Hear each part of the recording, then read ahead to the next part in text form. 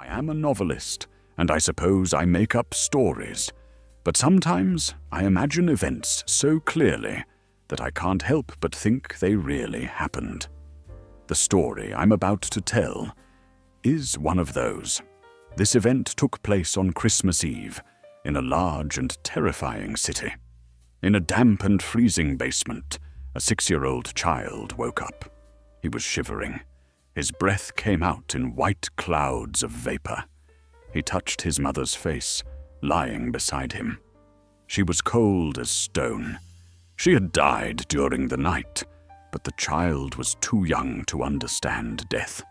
All he knew was that he was very afraid of the darkness. He crawled out of the cellar to escape hunger and the freezing cold. He stepped out onto the street.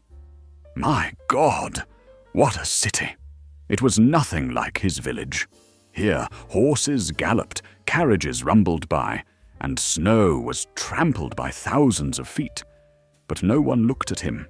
No one saw the small child, thin and ragged, turning blue from the cold.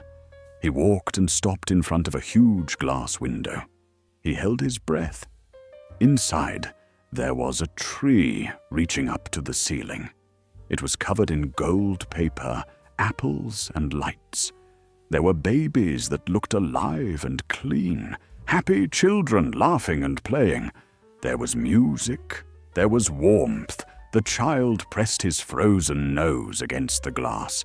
He laughed with them, forgetting his pain for a moment. Suddenly, a door opened. A woman came out, saw the poor creature, and threw a coin at him. She shooed him away. The child couldn't catch the coin. His fingers were too red and too stiff. The coin fell into the snow. He kept walking. The cold began to intensify. He tried to hide in another rich person's house, but people yelled at him. A policeman turned away, ignoring him. Finally, he found a pile of wood in a backyard. Crawling behind it, he curled up like a small ball. It's warm here, he whispered to himself. His shivering stopped. A strange, comforting warmth spread through his body. He closed his eyes. He heard a voice, a gentle, polite voice, unlike any he had heard in the city. "Come," said the voice. "Come to my tree, little one."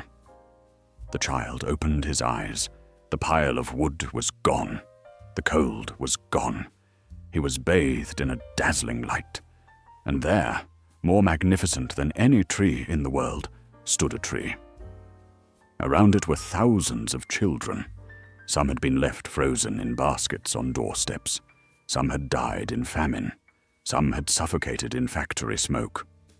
They were all flying, kissing him, hugging him.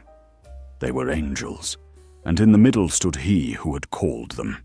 He reached out his hands to them. "Who are you?" the child asked the other children. "This is Jesus' Christmas tree," they sang. "This is a tree for children who have no tree on earth." And below, his mother was there too. She smiled at him, and for the first time, they were truly happy. But morning had come on earth. Porters found the small body of a runaway child behind a pile of wood. He had frozen to death. His mother was found in the basement.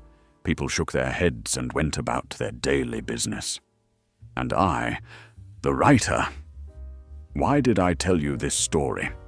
Because even if the ending on the street is absolutely true, I can't help but believe that the other part, the tree of the Messiah, is also true.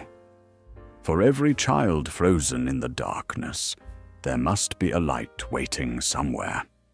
At least, I have to believe that.